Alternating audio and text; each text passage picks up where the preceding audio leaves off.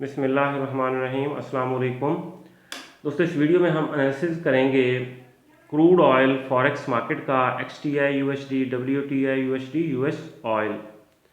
और ये हमारी फोरकास्ट 15 अगस्त 2022 मंडे के लिए है। अगर कल की सूरत हाल हम डिस्कस करें दोस्तों, 30 मिनट टाइम फ्रेम आपके सामने ओपन है, तो मार्केट 94.27 तक अप गई है। यहाँ पे मैं आपको दिखाऊं, डबल टॉप बनाया मार्केट ने। और जैसा कि मैं आपको बताता हूँ कि डबल टॉप जब बनता है तो मार्केट के डाउन आने के चांसेस होते हैं। और ये थी मार्केट की नेक लाइन। ये मार्केट ने जब नेक लाइन को ब्रेक किया तो यहाँ तक सपोर्ट तक डाउन आई, 90.57 तक डाउन आई। फिर सपोर्ट से टकरा के अप हुई, फिर पिवट से टकराई और यहाँ पे क्लोज हुई है। दोस्तों, अब हमारी ट्रेडिंग स्ट्रेटेजी मंडे को क्या होनी चाहिए क्रूड ऑयल के ऊपर, ये हम बाद में डिस्कस करते हैं। पहले हम देख लेते हैं न्यूज़। दोस्तों, फॉरेक्स फैक्ट्री पे अगर 15 अगस्त 2022 मंडे का डाटा देखा जाए तो USD से रिलेटेड हम न्यूज़ यहाँ तलाश करेंगे। हाँ जी, ये एक मीडियम इम्पैक्ट न्यूज़ है, ऑरेंज कलर में जो आपको नज़र आ रही है। मैन्युफैक्चरिंग का डाटा होगा इसमें, और ये एक लो इम्पैक्ट न्यूज़ है। ये दोनों न्यूज़ पाकिस्तानी वक्त के मुताबिक 5:30 बजे आएंगी शाम को। इन टाइमिंग्स में आपकी ट्रेड्स रनिंग में नहीं होनी चाहिए। इंट्राडे या स्कैल्पिंग वाली ट्रेड्स अगर रनिंग में है तो SL ज़रूर लगा लीजिएगा। और फर्दर कोई न्यूज़ नहीं है हाई इम्पैक्ट रेड कलर में। बस यही दो न्यूज़ हैं जो 5:30 बजे आएंगी पाकिस्तानी वक्त के मुताबिक। बल्कि ये लो इम्पैक्ट 7 बजे आएगी और ये मीडियम इम्पैक्ट आएगी 5:30 बजे। दोस्तों, अगर हम US ऑयल को देखें, US ऑयल 91.86 पे क्लोज हुआ। अगर हम न्यूज़ देखें, US oil rig count rises, it mean demand increase हुई है। डिमांड इंक्रीज होने से ऑयल प्राइसेस अप होनी चाहिए, लेकिन ऑयल फिर भी डाउन आया है। WTI crude oil falls on the prospects of a return of Iranian exports to the world market. ये तकरीबन 2 साल में पहली दफ़ा ये र्यूमर मैं सुन रहा हूँ। ये र्यूमर हम देख रहे हैं कि इरानियन ऑयल जो है वो मार्केट में आने वाला है। इन र्यूमर्स की वजह से क्रूड ऑयल फर्दर भी डाउन आ सकता है, और अमेरिका कोशिशों में लगा हुआ है कि विंटर सीज़न आने से पहले पहले ऑयल की प्राइसेस को रिड्यूस किया जाए तकरीबन 60 तक। इसके अलावा गैस प्राइसेस भी रिड्यूस की जाएं, और इन कोशिशों में काफ़ी हद तक अमेरिका कामयाब भी हुआ है और क्रूड ऑयल प्राइसेस जो है काफ़ी डाउन आ चुकी हैं।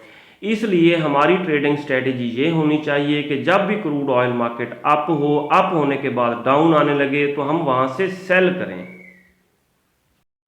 दोस्तों, 15 मिनट टाइम फ्रेम आपके सामने ओपन है। यहाँ भी मार्केट ने ये देखें डबल टॉप बनाया।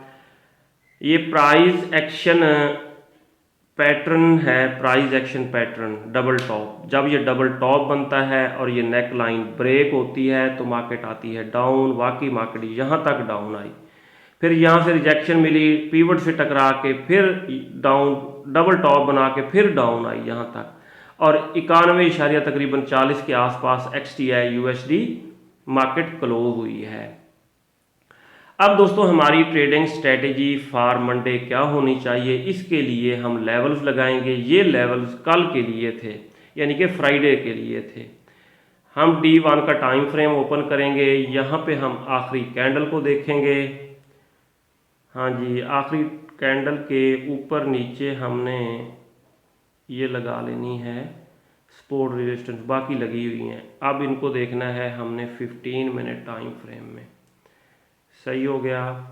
और पीवट को थोड़ा एडजस्ट कर लेते हैं। पीवट यहाँ तक आएगा। अब ये हमारे लेवल्स लग गए हैं। दोस्तों, चांसेस ये हैं कि मंडे को क्रूड ऑयल प्राइसेस अगर 93 से बिलो रहती हैं, 93 या 93.5 से बिलो रहती हैं, तो ये डाउन ही आएंगी। और कितनी डाउन आ सकती हैं, ये तकरीबन 90 तक डाउन आ सकती हैं दोबारा, और 90 से नीचे 89 तक भी डाउन आने के चांसेस हैं। इसलिए हमने बाय की ट्रेड नहीं लगानी, क्योंकि सेल का ट्रेंड बन चुका है। मार्केट को हम अप जाने देंगे, अगर यहाँ पीवट से टकरा के डाउन आने लगती है तो हम सेल करेंगे।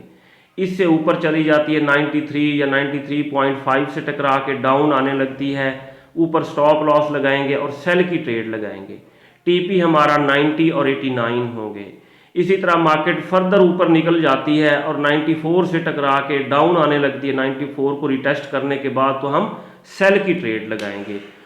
और टीपी मैंने आपको बताए हैं कि 90, ये 90 और इसके अलावा 89, ये दो हमारे टीपी होंगे। सही हो गया। अब अगर हम देखें शॉर्ट टर्म ट्रेडिंग के लिए H4 का टाइम फ्रेम देखते हैं। हाँ जी, H4 के टाइम फ्रेम में जी मार्केट रेड कैंडल बना के क्लोज हुई है। बड़े टाइम फ्रेम में रेड कैंडल बनाने का मतलब ये है कि मार्केट करेक्शन करने डाउन आएगी, मार्केट डाउन आ सकती है। इसी तरह अगर हम D1 के टाइम फ्रेम में देखें, D1 के टाइम फ्रेम में रेड कैंडल बना के मार्केट क्लोज हुई है।